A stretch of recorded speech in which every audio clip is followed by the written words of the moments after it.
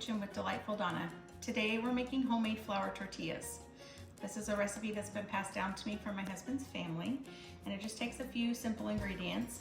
I'm using a stand mixer, but you can use your hands. Mix it with a portable mixer or just with a wooden spoon. But this takes away all the kneading and it makes it very, very simple. So let's get started.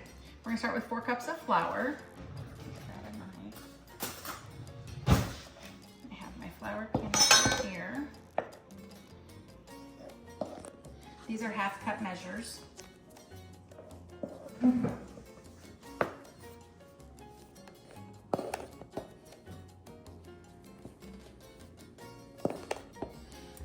There's 2 cups.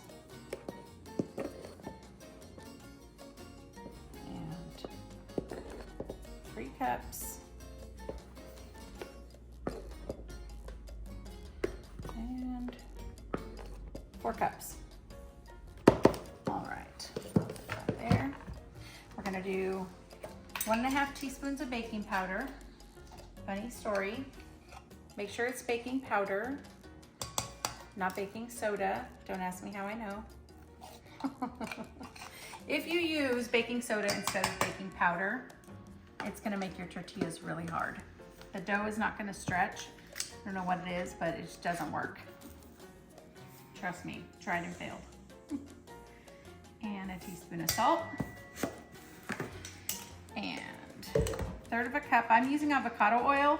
You can use any kind of oil that you'd like. If you like vegetable oil, olive oil, avocado oil has a neutral flavor, that's why I like to use it. You can also use shortening or lard. And we're gonna go with 1/3 cup, which is not quite. 1/3 cup, just like that.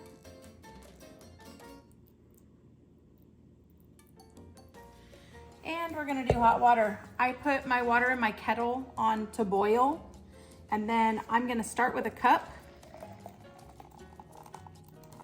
and then we'll go from there.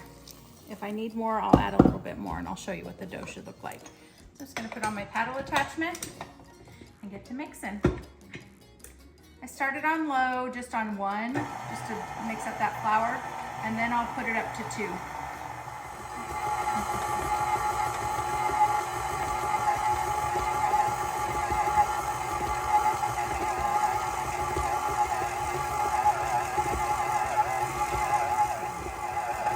And you can see the machine starting to labor a little bit, so we're gonna crank it up just a little bit to really get that dough kneading.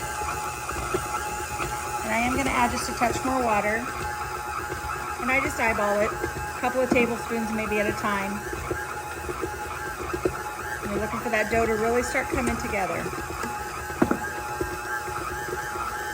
And it should look like a big ball that starts spinning around the bowl and has cleaned the sides.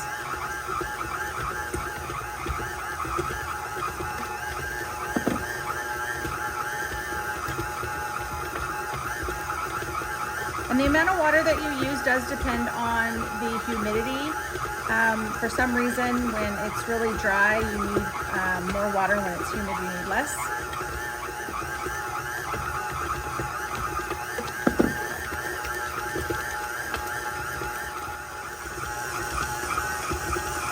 Okay, so you can see that it's formed into somewhat of a solid mass, and it's pulling away from the sides. And the dough should be smooth, so we're gonna stop it. Pull up. And you can see that it just falls right off of that paddle.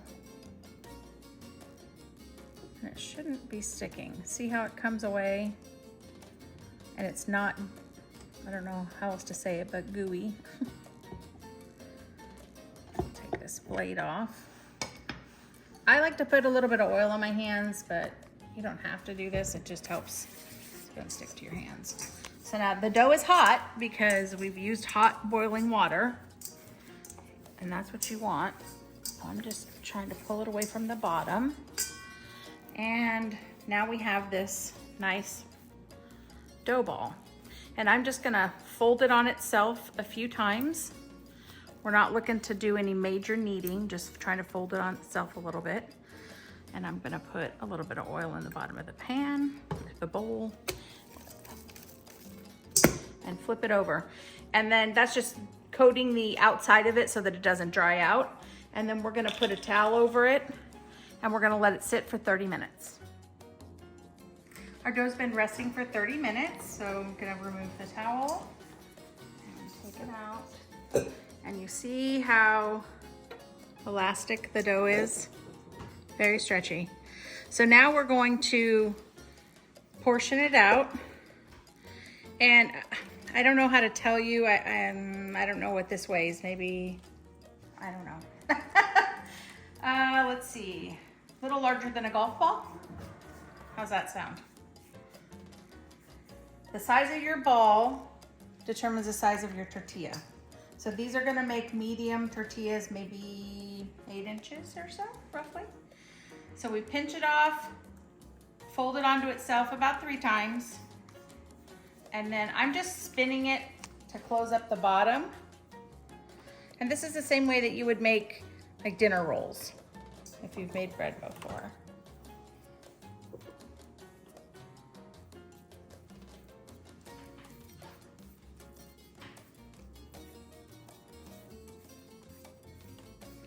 And I'm just doing that just to close up the bottom. And then I'll give it a little press. This batch usually makes anywhere between 12 and 15, so we'll see where we end up today. All right, and you see here that I have heating up. This is an electric tortilla press, or when you look for it, you can find them on Amazon for around $50. When you look for it, you're looking for a tortilla press or a roti press, R-O-T-I. And listen, this is not traditional. This is not the way I was taught to make it by my husband's family, but this is the way I do it now because it's so much easier. I've always struggled with rolling my tortillas. They never come out round. And my husband always says, oh, they still taste the same. It doesn't matter. But to me, I don't know. I just don't like to look at it. And it makes such a mess. And I'm just being honest, I'm lazy. I take the lazy girl route. So we're gonna finish rolling up our balls and I'm preheating this. I use it on high and then we'll press them all out, and it actually makes really quick work of this. I can make this batch of tortillas in just a few minutes. All right, I got all my little balls here. We're just gonna cover them up so they don't dry up while we're processing. All right, got some flour, our balls here. Let's get started. Are we ready? That's what the press looks like. Boy, is it hot. Grab a ball. I'm just gonna dip it in a little bit of flour. And I like to flatten them out just slightly before I put it on the press. As you see. Right in the middle.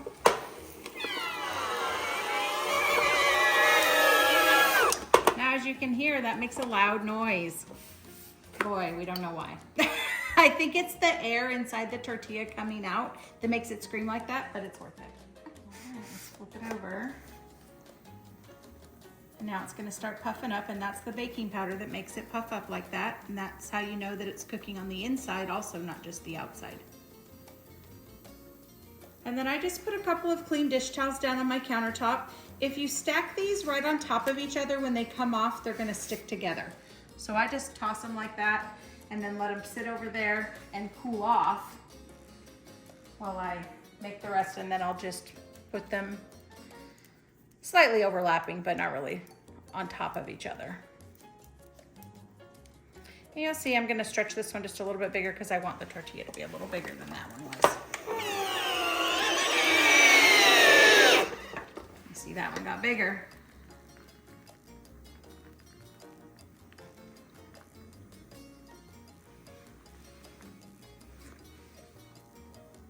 Last one. A little flour. Pat it out. Let's flip this one. All I can tell you guys about making flour tortillas, or really corn tortillas too, same thing, is it's a feeling. You just have to feel your dough and know, just know that your dough needs to be stretchy. That's important, or they're not gonna roll out. They'll just keep bouncing back. You just have to get the feel of it. It takes some practice. But this tool makes it so worth it. And I make tortillas at least once a week, sometimes 2 or 3 times a week, depending on what our menu is for the week. And my family loves fresh tortillas. They don't necessarily like store-bought. The other thing is that, you know, you can control the ingredients. You know exactly what goes into it. There's no preservatives. There's nothing added to them. It's whatever you're using is it. And you can't say that when you buy something from the store. So that's why really a lot of my cooking is done all from scratch, homemade. So with that being said though, because these don't have any preservatives, they're not gonna last very long. So you can put them in the refrigerator. We don't necessarily like them that way. I think it changes the texture of them, but you can do that. You can also freeze them. Again, I don't prefer the texture when you thaw them out. I prefer to just make them fresh. That's why I make them in small batches like this. But they do go bad. So if you leave them out on the counter, they're only good for 2 or 3 days. So if you can't eat this many tortillas in 2 or 3 days, then cut the batch in half.